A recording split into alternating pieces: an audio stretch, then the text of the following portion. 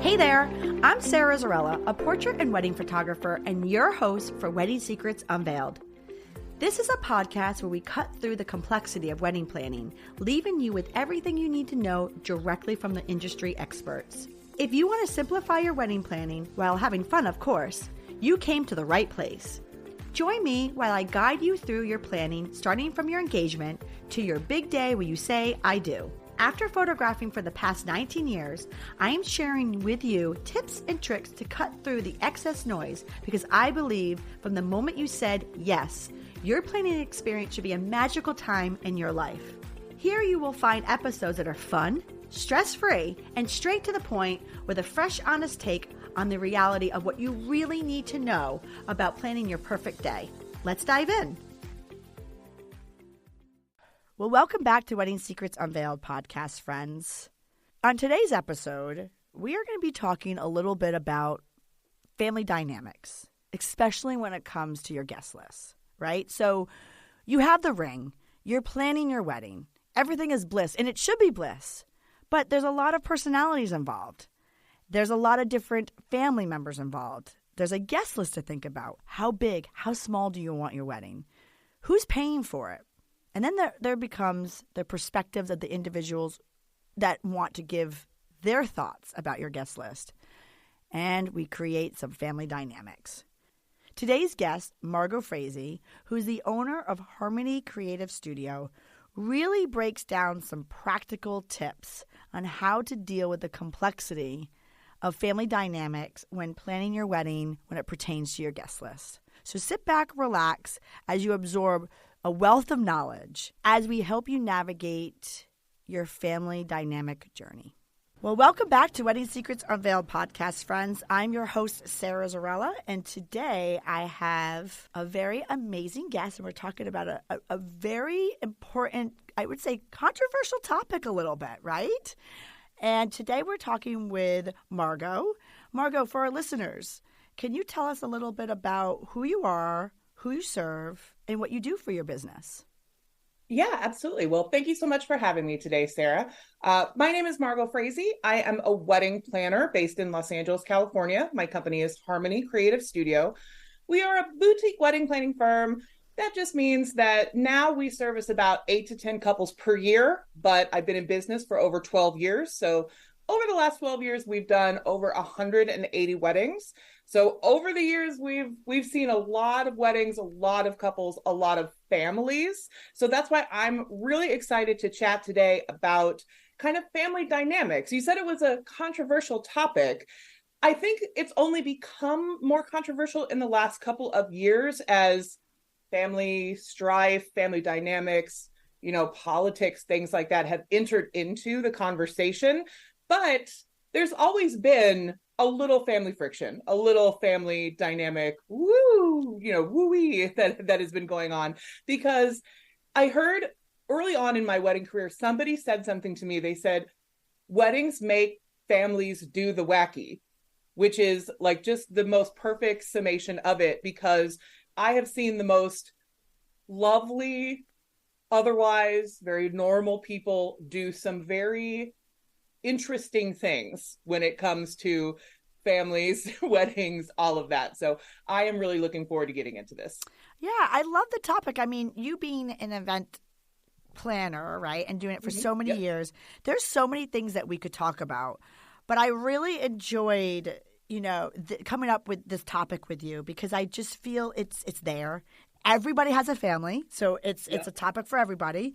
And it is, I say controversial, but you say, it's because you know why? It is, like, especially being a photographer, like I go over the most simple thing, right? Which is just the wedding must-have, quote-unquote, photographic list. And not all the time. The majority of the time, there will be a family dynamic or a family situation that they just have to brief me in on very quickly because there's something on the list that we have to be sensitive to. Or I don't know. There's so many angles to this. So I am excited to just kind of dive right into it. So with that said, Margaux, can you tell me a little bit about some common challenges that you see couples get into when it comes to family dynamics?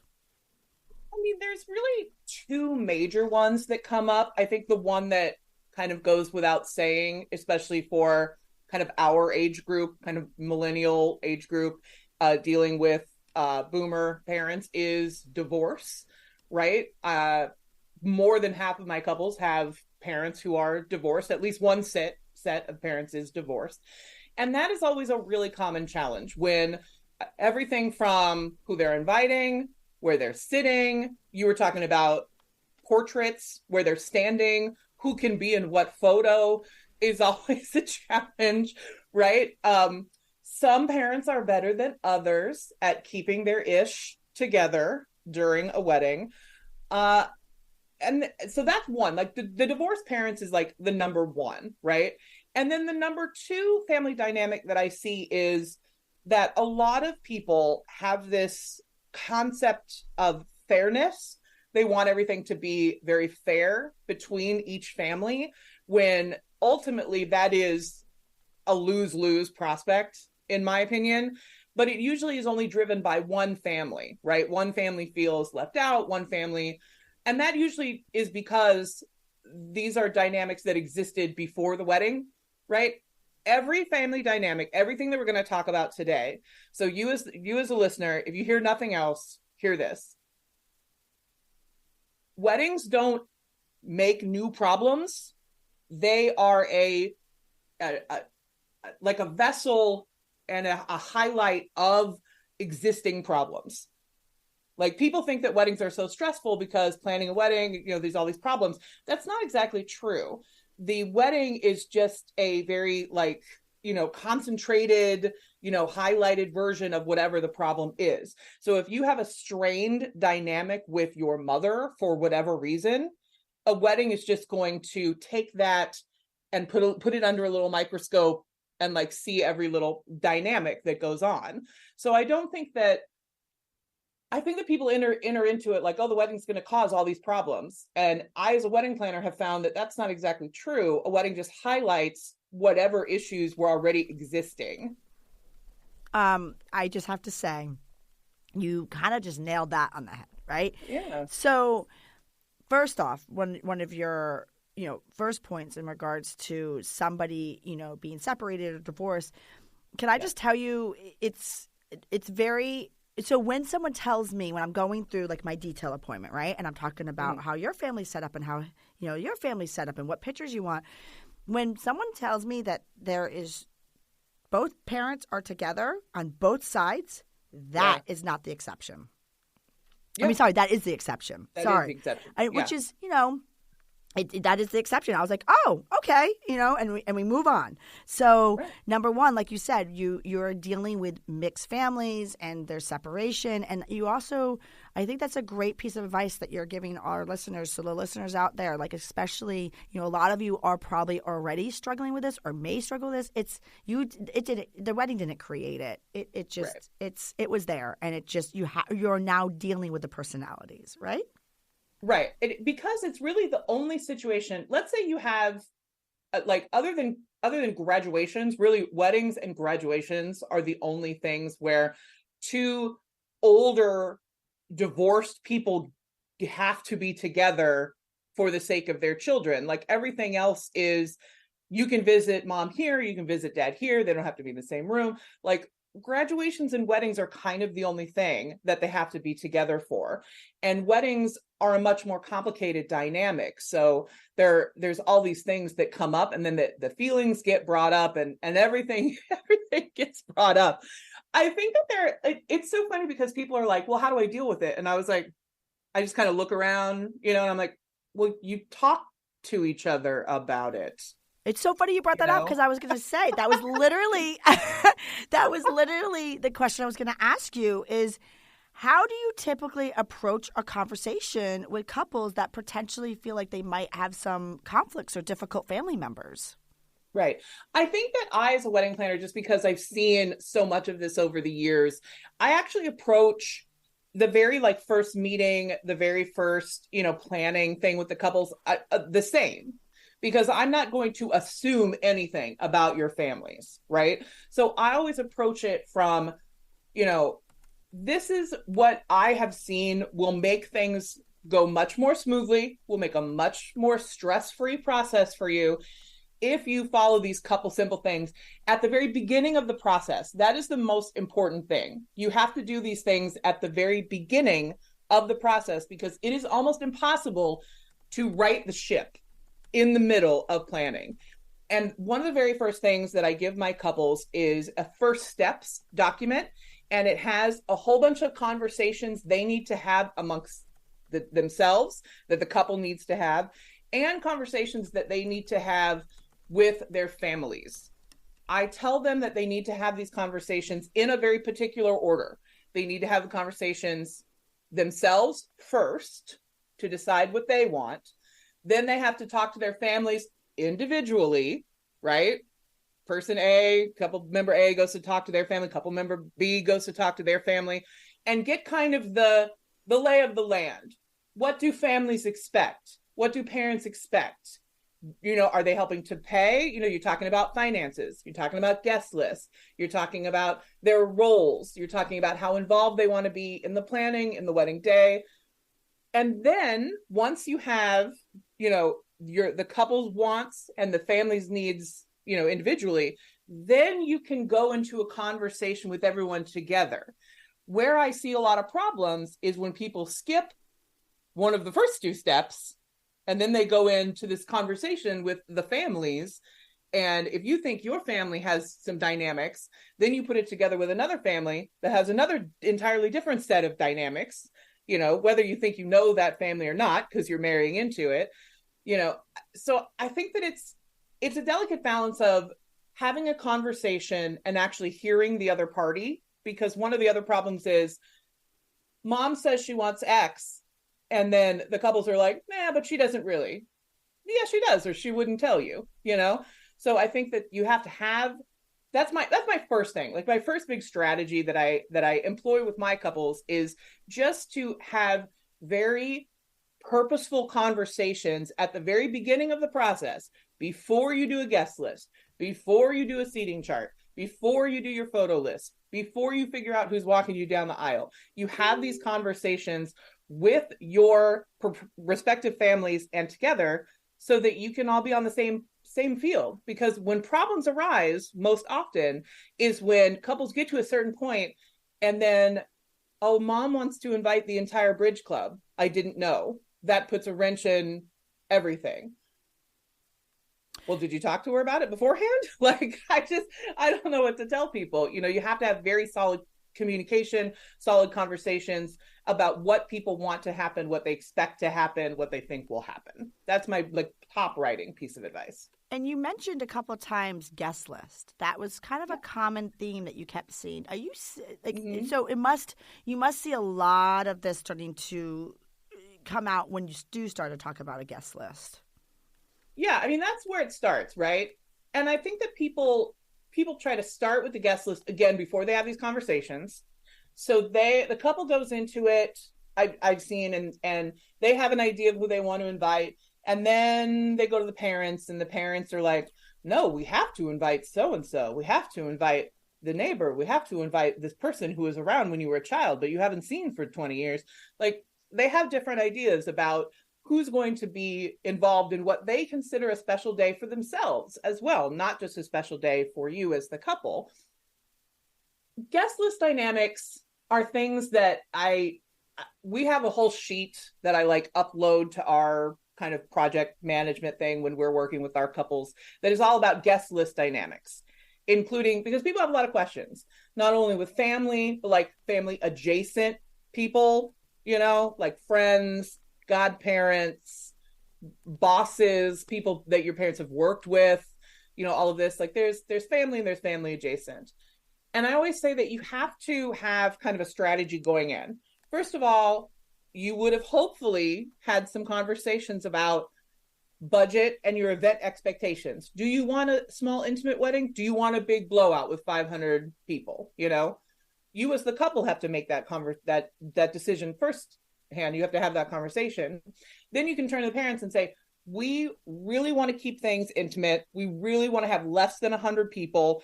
We've done our guest list. We're at 70. That leaves 30 people for the rest of the family to invite. Who would you want to invite, right? I always say, have open-ended questions. Who do you want to invite? In a perfect world, who would you want to invite? Not starting the conversation with, you get 8 invites. Who are those people, right? Even though that's what you might be thinking in your head, you don't necessarily need to say that first thing. You just need to get a lay of the land, right? Because when you do it that way, then the other person, your parents, your godparents, family adjacent, whatever, they are not coming from it from a point of view of feeling stuck or feeling like they're getting less than or that they're being put in a box. You're opening up a dynamic. And then if the parents come and say, we want 20 people, you can say, well, who are these people? Who are they to you? Do I know these people? You know, I personally, one of the worst parts of my personal wedding was when my husband's friend wanted to invite a date that I had never met before. And I was like, who is this person? And he was like, don't worry about it. You'll never see this person. And then I just let it go, but it became this big strife, right? But I always think that you should have these conversations again before you finalize anything and come to it from an open-ended sense so that you're not, again, like putting people on the defensive, because that is where a lot of family challenges happen. When you go into these conversations, putting your loved one on the defensive to start out with, you know, you only get 5 people. Who are those 5 people going to be? Instead of having an open-ended conversation about, in a perfect world, who would you invite and why? And then going from there. So that's like top line guest list advice, but there's a bunch of other little nuances in it, right? Like people have a lot of thoughts about who they want to invite. And I always suggest a tiered system. Have you ever heard of a tiered guest system? No, actually I have not. Explain that a little bit. So I think when people go into it thinking about their family in tiers, right? Who are those essential core immediate family members that you would be heartbroken would not show up at a wedding? And that's different for everyone. That could include grandparents. It could not. It could include godparents and aunts and uncles and cousins. It could not. And then it kind of goes out from there, right? So there's like the intimate, the core family, your must have of your extended family. And then okay, we can fit these people if we have room. And that's how I suggest our couples look at it, is like a tiered system, right? Like 1, 2, 3 tiers of invitations. And that goes on both sides. So you suggest that you suggest that the couple walks in with this tier system. That I would assume that actually also helps people understand where they're going to land a little bit on the number. Because honestly, the more I'm listening to you talk, you know, it's interesting because the dynamics and family dynamics, like you said, it really can start around the guest list. You know, I would think that the couple has the idea of what they picture their wedding to be. Like, I hear people say, I really want a small, intimate one, or I want a big wedding. But now you have the families, and all of a sudden this can start to sway what the couple wants, right? And you have 2 families. So if you start with this tier system that you're talking about, they can at least see where they land, what people's ideas and thoughts are, right? And then you're going to might have to start either adding or taking things away. Yeah. I mean, usually most couples will end up with the first 2 tiers, right? They definitely want their immediate family, and they want those kind of first tier extended family members that they consider to be very close with, right? It's the extended tier that is a question mark, right? Like people don't know about extended families. And that's where we often see a problem when one family is larger than another family. I was literally just about to say that because you took the words out of my mouth. I was about to go, because the reason why I was thinking about your tier system is that may work and all with a family that's smaller, right? But you got a family where mom has 6 sisters and, you know, dad is one of 7. And you got another family that they're only child. What happens there when you have one family, and we're not even at the extended family yet? So what happens when you have one family that just is really monopolizing the guest list? Well, I can actually come from that from a very personal perspective, because my family is very small and my husband's family is very large. So I actually dealt with this when I personally was getting married, because I have my parents and my sister. My parents are still married. My grandparents on both sides are sadly already deceased. My aunts and uncles, I'm not super close with, but I allowed my parents to invite them. That's 6 whole people, right? So when we're talking about that, that's the people that I wanted to invite on my family side came to 10 people, including myself, right? That's my whole family. My husband. Oh my gosh. I was saying, where are you from? My husband, my husband's parents are divorced. His father is remarried. His mother is not. His father has 9 brothers and sisters. His mother has 6 brothers and sisters. So when you're talking about aunts, uncles, I'm from Los Angeles, but my husband is from a small town in Iowa, which means that he actually grew up with all of these people. He grew up with the cousins that are within 1 or 2 years of him. He considers them siblings because he grew up with these people. So your tier system that you were just talking about, my tier system is a little askew, right? So we had to come to this agreement, he and I, which is we definitely wanted all of our, intimate family members, right? For him, that would be himself, his parents, his stepmother, his siblings, and at the time, his sister's 2 children. Now there are more children involved, but when we got married, there were 2 children. So it was but then he decided that his own personal tier system would be the actual cousins that he considers kind of those sibling dynamics, right? Which were 6 people, 6 cousins. My cousins don't fall into that category because we did not grow up together. We're not that close. I did not care either way if they were at my wedding. They don't live anywhere near me. They didn't end up coming. But if he had invited all of his cousins, that's 32 people. That's all of his cousins. But he decided that his cousins, some of whom are twice his age, some of whom are 15 years younger than him, they didn't fall into that, category of the extended family members, right? But we had to have that conversation because his parents had a little bit different idea about who was going to be invited, right?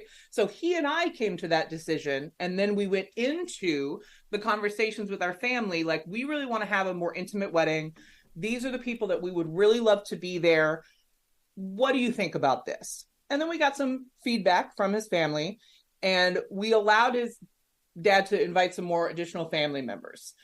But what we said to him was, we have budgeted for a certain amount of catering for a certain amount of people. If we're going to invite a whole other part of your family, that is adding 25 people to our catering bill. That equals $8,000. And because he's a very wonderful man, he's a very reasonable person, my father-in-law said, because I want to invite these people and I'm adding this to your bill, I'm going to help you with this. And he actually paid for all those extra people to come to our event. But this is all part of a conversation that we had at the beginning, so that we weren't having this conversation 4 months out from our event when we're deep in planning. And he says, I want to invite 25 other people, like, we were having this conversation at the beginning so that we could handle these dynamics, handle these wants on his end. That's a want from him. That's not a need. We didn't need to invite some of these family members. That's a want on his end, right? But again, you have to talk about these things at the beginning of the process where you can fix things. It's a whole lot easier to fix things at the beginning than it is in the middle of the process when 25 additional guests maybe, handed to you. So before we take a break, and I figured when we get back from the break, we can really get into a lot of the, like, some actual situations that, you've helped couples with. Can you go over a little bit about how, can you go over a little bit about giving us some examples of how you helped couples navigate this? You said, for example, one was they were going to pay for the extra guest that they were. Right. That happened in our family. And that's what happened in your family. What's some other examples that you've helped people solve this guest list, tier system that we're talking about right now? Right. I think that I did a wedding very early on in my career, and that this was what kind of like brought me to have attention on family dynamics. It was a cultural wedding in Los Angeles. It's a blend of many different cultures. This particular couple the bride was Lebanese and her family was very large, right? The groom's family was not. Her family was very large. And her father was talking about inviting the consulate of Lebanon, like all of these people that she had never met before. And so I asked her, I said, well, what do you think about this? And she said, I think that I wouldn't be able to have the wedding that I want if my father wasn't footing the majority of the bill, right? So for a lot of these conversations with our couples, when I'm talking about, when I'm trying to help them navigate some family dynamics, I say, some of the things you're going to have to, it's a give and take, right? You may not necessarily want 100% of what your parents want. Your parents may not want 100% of what you want, but it is a little give and take depending on how much you depend on their help, either financially, emotionally, spiritually, whatever it is, mostly financially, but like some of these other things too. Because she was saying, I really don't want to invite all of these people, but I also know that I can't have the wedding that I want to have without my father footing the bill for the majority of it, because it was a very large wedding. It was a very large budget, and it was a very large guest list because of that. And to him, it was worth it to pay this extra money to have all these extra people. And so I had to ask her, is it worth it to you to have some of these people at your wedding who you may not know, who you may just, they may be filler, they're just friends of your parents? Are you willing to have those people there to get those beautiful flowers, or that raw bar that you want, or the thousands of dollars worth of flowers, whatever it is? And she said, yes, it's worth it to me. So that's one of the things that I kind of help our couples navigate in a general sense is it worth it for you to have this argument?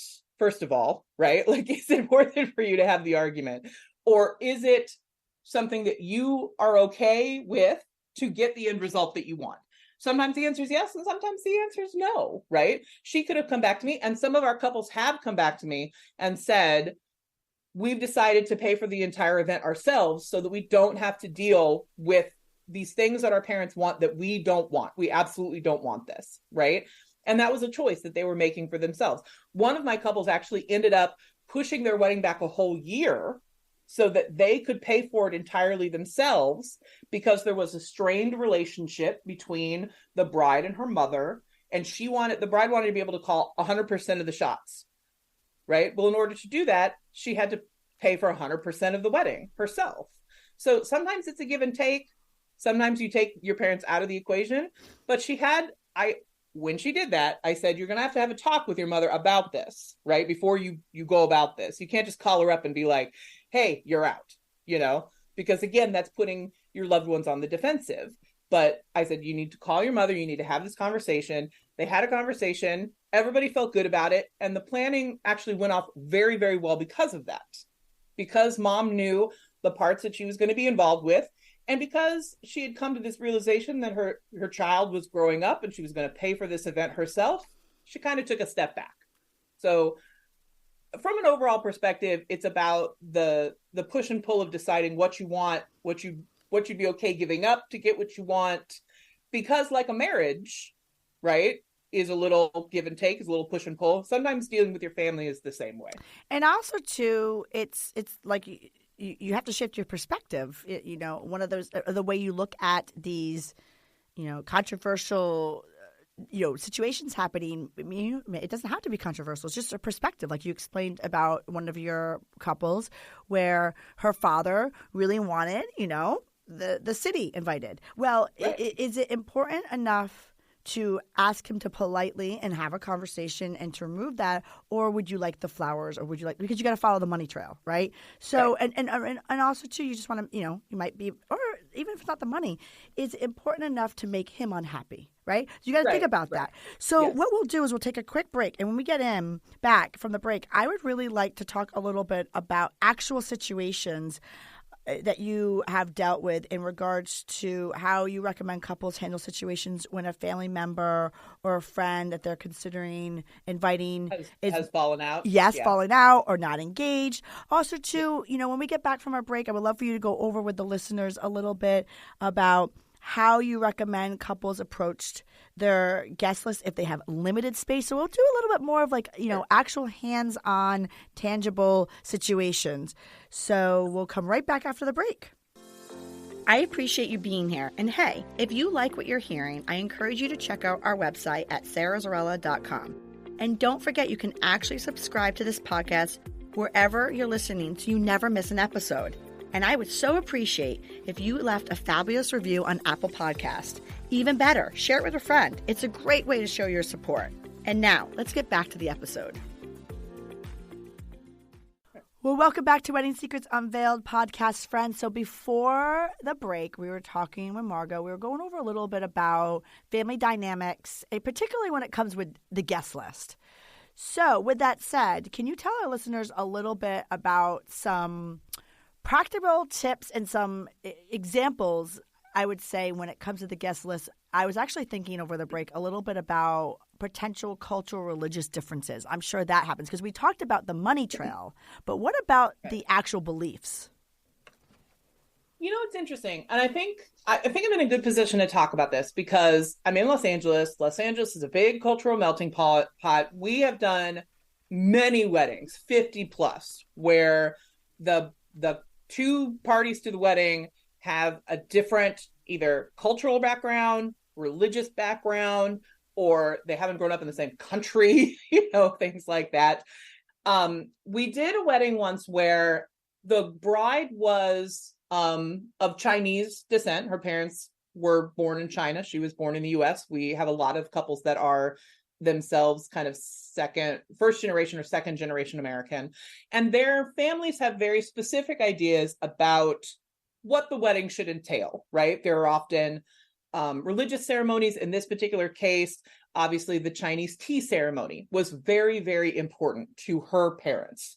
He was not Chinese, so he was a Caucasian from the US, and his parents didn't quite understand the tea ceremony, right? So they had to kind of decide individually. Again, first themselves. I said, first you have to decide what you want to do. Do you want to have the tea ceremony? Do you want to have it be a separate day? Do you want to have it be part of your actual ceremony? In today's modern world, I would say there is no wrong way to incorporate religious and cultural stuff. It's all about your family's perception, right? So you first have to come to a decision on what they wanted to do. So they decided that they didn't want to have a whole separate day. Like they didn't want to have the tea ceremony as a separate thing. They just wanted to kind of have a nod to it, a nudge during their actual ceremony. So they went to first the bride's parents because this was their cultural tradition. And they said, having a different tea ceremony day will cause us to spend another X amount of dollars.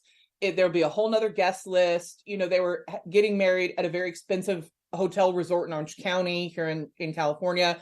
In order to have this separate event, it was going to be literally another $30,000, right? Like that's kind of the thing. And they said, we don't really want to have that. We would rather just incorporate it during our actual ceremony, right? Do you have a problem with that? And surprisingly, the parents were like, no, that's great. We kind of thought that you may not do it at all. So we're just glad that you're going to do this. You're going to give a nod to our cultural background. And it was interesting because they had all this fear going into it. Well, she did, not him, not so much, but she had a lot of fear going into it that they were going to be very against this, right? But they didn't. But that's part of it because they had an expectation, which is not always there, right? Like you don't always know the cultural expectations. You could have an idea that your parents want something they don't really want, or that they just assumed you weren't going to have and had already made their peace with it, right? So they went into that conversation. Her parents were fine with it. They went into conversations with his parents, and his parents were like, oh, that sounds really interesting. Yeah, of course, we would love to be involved with that, because the tea ceremony involves both sets of parents. right? So both sets of parents have to be involved in it, and grandparents if they're involved. But it was one of those things where just having the conversations about it made everything okay, as opposed to them coming into the conversation and saying, this is how it's going to go. We've decided, as opposed to like, what do you think about this? And then both parents were like, yeah, that sounds great. Even though they had to explain to his parents what was involved, we had to do kind of some background stuff on that. It all worked out fine, even though they went into it thinking there was going to be a lot more problems than there were. Right. Now, that's a great piece of advice. What about children? I'm sure that's another dynamic that comes up in regards to the families and their dynamics and the guest list. Yeah.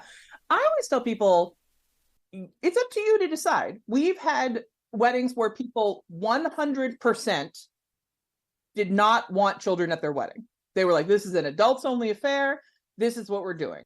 And we've had other couples that are like, we love kids. We can't wait to have kids. Or maybe they had kids already themselves, and kids were going to play a big role in their event. Again, the couple needs to decide first. And then, because I believe that everyone deserves to have the wedding that they want, right? First and foremost, whatever that is. But let's say you've decided not to have children. And then you kind of go into the conversations. And what I see a lot, I haven't really experienced it in our planning, but I'm in a bunch of Facebook groups for couples because I'm always looking for kind of what the problem du jour is with couples right now. And we can definitely get into what I think the problem du jour is. But what usually happens is I'll see people like, we've decided not to have kids and my mom has a lot of feelings about it, or my cousin's coming in from out of town and she has kids and she doesn't know what to do and she thinks it's unfair that she can't bring her children, right? I think if you do a little bit of work on the front end, if you're deciding not to have children, to first of all think about how big of a problem are we talking about, right? So our couples that don't decide they don't want to have children, I say, think about your guests, think about how many children you're talking about. Are you talking about 3 children, or are you talking about 30 children that you would be excluding from your event? And then you think about like, would it be good for us to pave the road of good intentions with a babysitter, setting up a babysitter at the hotel, if that's in your budget, like some of these things that may help to like, pave the road in terms of like people's irritation with you not allowing their children to be at their event, right? I think a lot of people come into the children conversation with, this is what we've decided for our event and you can take it or leave it. And while that seems like a perfectly reasonable stance for you to have, it's not being seen as perfectly reasonable by people who have small children, who that is 100% of what they're thinking about all day long when you have small children. I don't have small children, but I assume, and from people I know, that when you have small children, that is 100% of what they're thinking about. Well, right. I mean, when you're taking care of, little ones, that is exactly the top of your mind. So that is a good piece of advice. It's just kind of like, you may have decided something, but instead of just being like, this is it, you just a little conversation, goes a long way. And one of our couples, they decided not to have children, and she was very concerned about it. And I was like, well, how many children are we talking about? She said, 2. And I said, well, why don't you call the parents of those 2 children, since we're only talking about 2 phone calls, have a personal conversation with them, tell them your reasoning, and have a conversation like a human, and it'll be fine. And it went a long way with those 2 parents being okay about the situation. Again, that may not be possible if you're talking about 30 conversations, right? So you have to get the scope of the problem with children, I say. Well, we talked a little bit about religion. We talked a little bit about children. What about when you're dealing with some families and dynamics, when people have a falling out or they become estranged? Yes, that is the wedding problem du jour, right? That is something that I have noticed is really prevalent right now with the, political divide, the thinking divide in our country. No matter what side you're on, you probably have family members that are on the opposite side of that thinking, whatever that is, just because that's what happens, right? Here in Los Angeles, we deal with a lot of of people who have moved to Los Angeles from other places. Los Angeles is obviously a very liberal place. And a lot of their family members are not so much, right? And that is causing some strife at this particular time. My biggest advice is to know your people.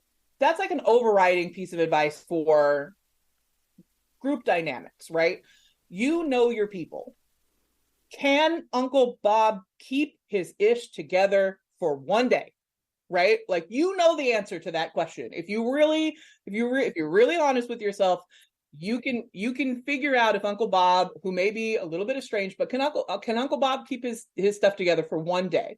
And if the answer is really no, really truly no in your mind, and you know it's going to be a problem, then sadly you may not invite Uncle Bob, right? I'm not saying you're cutting Uncle Bob out of your life. I'm not saying that you don't love Uncle Bob. I'm just saying that if you know in your heart of hearts that this person cannot be counted on to be a mature adult for one day and hold back their whatever leanings they have, and they're not screaming, like, you just have to be honest with yourself. That's like my main piece of advice when people are kind of estranged, right? You know these people. Or sometimes we had a wedding like 2 or 3 years ago, right before the pandemic. And she said, well, I thought I knew this person, but now I'm not so sure. And I don't quite know what to do. Right. And it's like, you have to sit with yourself and say, do I really want this person at my wedding? Will I be very sad 10 years from now that they were not involved? Right. And if the answer is truly yes, then you should invite them, and roll the dice. If you think you're going to be really heartbroken that this person was not at your event. But on the other hand, if you think that this person that you're estranged, if you're only inviting them because you're expected to invite them, then maybe talk to the people that you think are expecting you to invite them. If we're talking about Uncle Bob, and Uncle Bob is your father's brother, right? Then you go to your father and you say, how would you feel about me not inviting Uncle Bob because of reasons XYZ that we've decided to do? And if your father's response is, I'm fine with this, then that's what you do, right?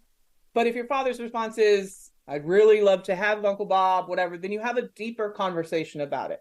Again, when people go into these conversations and say, I'm not inviting Uncle Bob under any circumstances, then that's where you have a lot of defensiveness and a lot of pushback.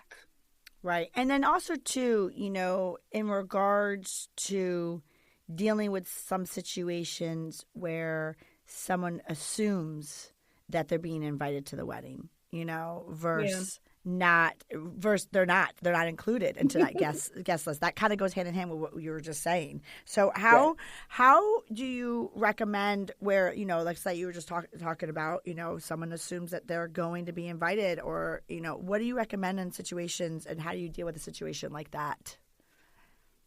So I think that's sometimes this goes hand in hand with the conversation about children, in the sense that my biggest advice about this is to not lie about why you're not inviting that person.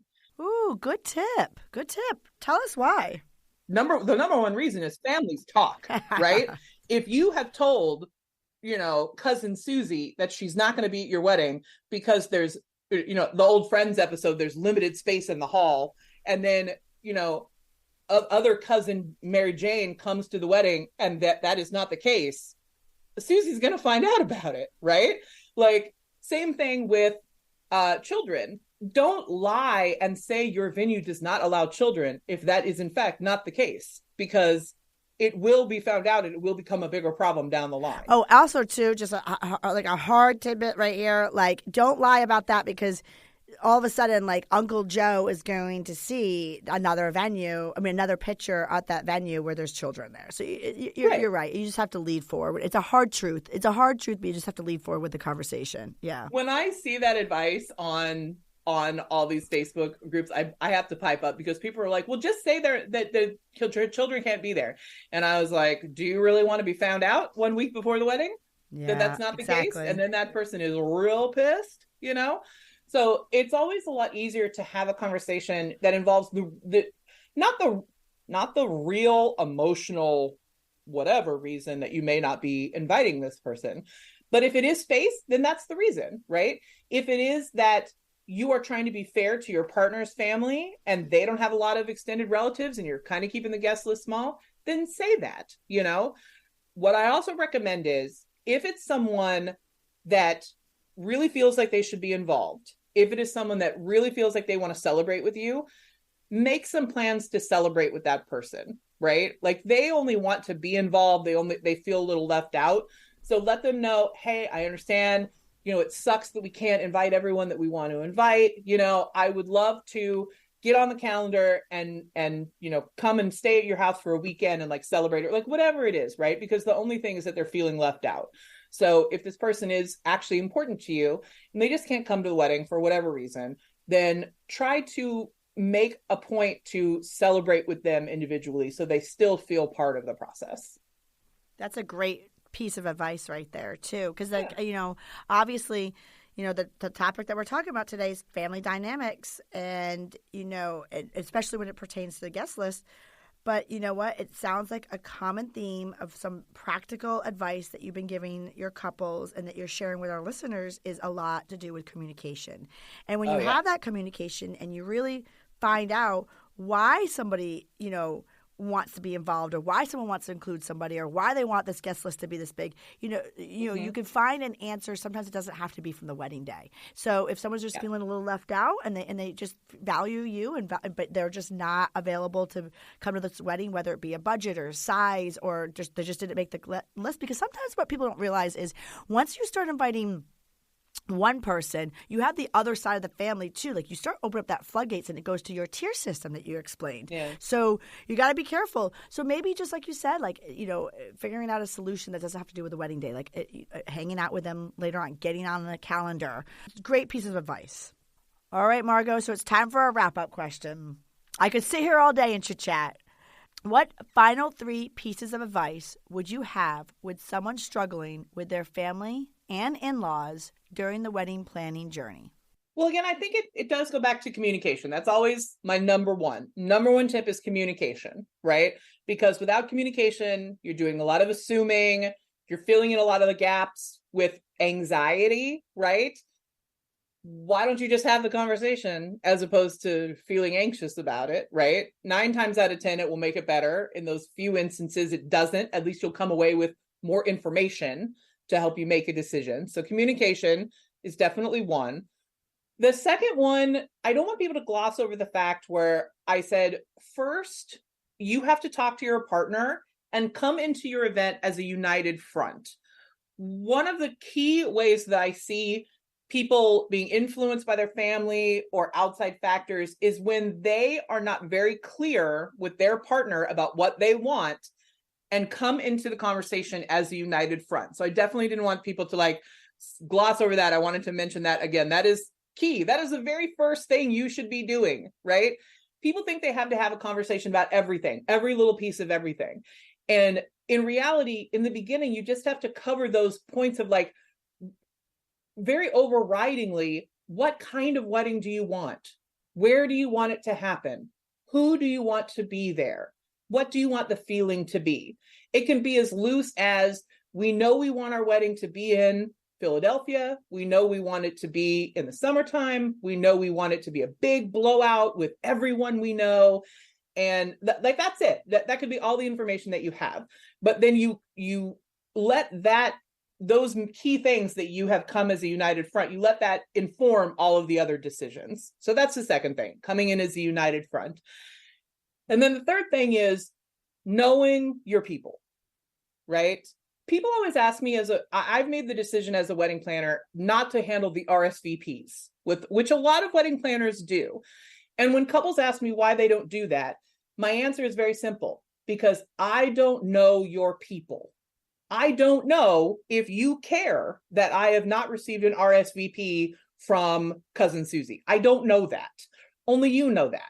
So you have to really know your people and be honest about your people. Can they behave? Can they be trusted? Will they help you? All of these things you inherently know about your people. And here's another really, really key piece of advice. Your people are not going to change because it's your wedding. They are not going to all of a sudden become different people who behave differently because this is important to you. That is not how humans behave. And I can tell you with some utmost certainty, over the 180 weddings that we have planned, no one has gone into it thinking that their Uncle Bob is not going to be able to behave, and then Uncle Bob actually behaves. Like, that's not how it goes. Because I would love to say that humans will be able to know that something is super important to you and they will behave accordingly, but that's not true. And that's coming from someone whose own sister forgot about her bridal shower, because that's inherently who she is, right? Like, your people are not going to suddenly change. So knowing your people and having some realistic expectations of your people as you plan is very, very key with family dynamics with weddings. That is some solid advice, my friend. Yeah. Thank you so much for joining me on this week's episode of Wedding Secrets Unveiled. You helped our listeners become one step closer to their journey of a stress-free wedding planning. Can you tell everybody where they could find you? Yeah, absolutely. Instagram is kind of my favorite thing. I'm not on Threads, not on TikTok. I don't know. I'm just not there yet. But Instagram, you can find me at Harmony Creative. Or if you're in Los Angeles and what I've said sounds like it resonates with you, you can check out more information about our planning company at www.harmonycreativestudio.com. And what I will do for all of our listeners, we will have Margaux's information on our episode show notes, which you can find on our blog and also on our website page, which is at sarahzarella.com/podcast. So thank you so much, Margaux. I hope that you listeners out there have some really great, solid advice about dealing with those fabulous family dynamics, especially when you start venturing into the lovely guest list. Awesome. Thanks so much for having me. Thank you. Thank you for listening to Wedding Secrets Unveiled. I appreciate you being here. And hey, if you enjoyed this episode, I want to tell you something. I encourage you to check out our website at sarahzarella.com. We love photographing while having fun, of course. Check out our podcast page on our website for our show notes along with upcoming episodes with your local wedding experts. Listen in as we help you plan your epic event. And don't forget that you can actually subscribe to this podcast wherever you are listening so you never miss an episode. I would so appreciate if you left a review for us on Apple Podcasts. Even better, share it with a friend. It's a great way to show your support and let us know what you think.